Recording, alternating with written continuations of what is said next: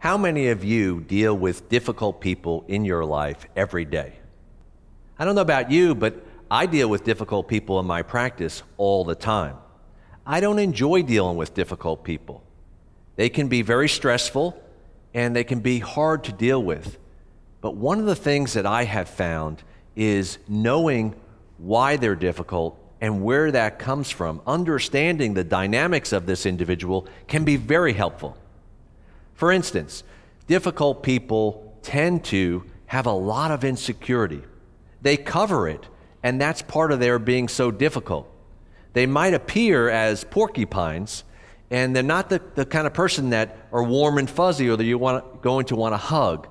But difficult people have fear and mistrust and anxiety underneath their anger.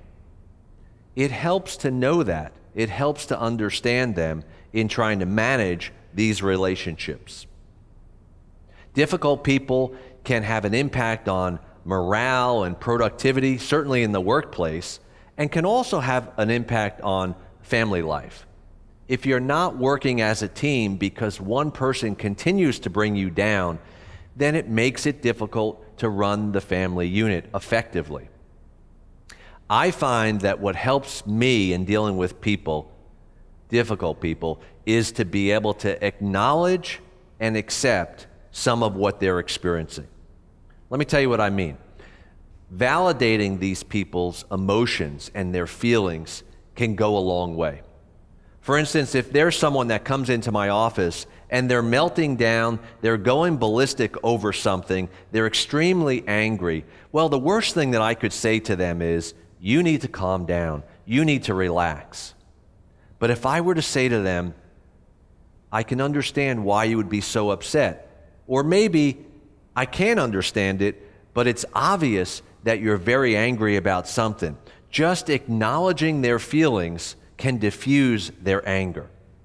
It's a very helpful tool and in managing the interactions with that individual. The other thing that's important is to be able to communicate with them in an assertive way, in a constructive way, but very delicately. It helps to have some positive interactions with this person and not just always be focused on their negativity. So what do you do with conflict? Because conflict is part of dealing with these difficult people.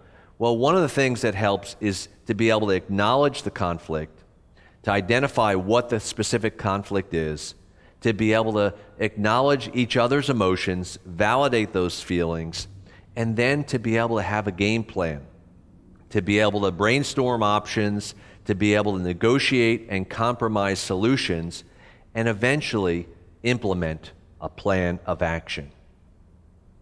Conflict resolution is something that's really important in relationships and in work settings. Learning how to resolve conflict can be very helpful and very positive for everyone.